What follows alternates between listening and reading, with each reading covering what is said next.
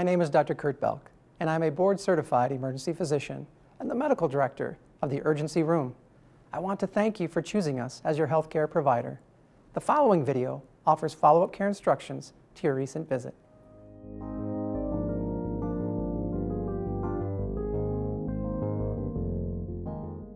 I'm Dr. Michael Bryant, a board-certified physician. During your visit to the urgency room, your emergency physician diagnosed you with a fracture, which is a break in the bone. There are many types of fractures, from minor, small cracks to compound fractures, in which the bone comes through the skin. While you were in the urgency room, you were probably placed in a splint made of fiberglass and an ACE wrap instead of a cast. That's because you can have dramatic swelling around the break in the bone in the first few days following the injury. If you put a cast on before that swelling has occurred, it could cause even more damage to that area. Once you're home, a helpful word to remember is RICE. It stands for rest, ice, compression, and elevation. We want you to rest and avoid excessive use to the injured part of your body. We want you to ice the area 20 minutes of every hour for as many hours as you can, up to 48 hours. After that, you can apply heat if it feels good. Keep your injury wrapped or in the splint to compress the area. And finally, keep your injury elevated as much as possible. Your doctor may prescribe medications for pain management, such as acetaminophen, ibuprofen, or narcotic pain medication to help you heal. There are some studies indicating that ibuprofen can slow bone healing in simple fractures, especially in children. Orthopedic surgeons will often recommend acetaminophen or narcotic pain medication instead. Return to the urgency room for immediate medical care if you develop any signs of compartment syndrome. Compartment syndrome occurs when swelling and inflammation cause increased pressure in the area.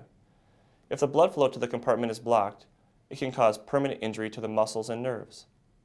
Compartment syndrome can happen in the foot, calf, thigh, the hand, forearm, and upper arm. Symptoms include increased pain that can't be controlled with oral painkillers, tingling, numbness, and color changes in the skin. No matter what kind of fracture you have, it's important to see an orthopedic doctor after your visit to the urgency room. Depending on the location of your break, you might need a cast. And sometimes people need surgery to help keep the bone in place. Most fractures take 3 to 6 weeks to heal, but it can take longer for you to be able to use the injured area. A good rule of thumb is to slowly start using your wounded body part again. If you wince from pain, slow down. If it's achy but okay, keep using it to help it regain its normal function. Breaking a bone can be extremely painful and limit your abilities.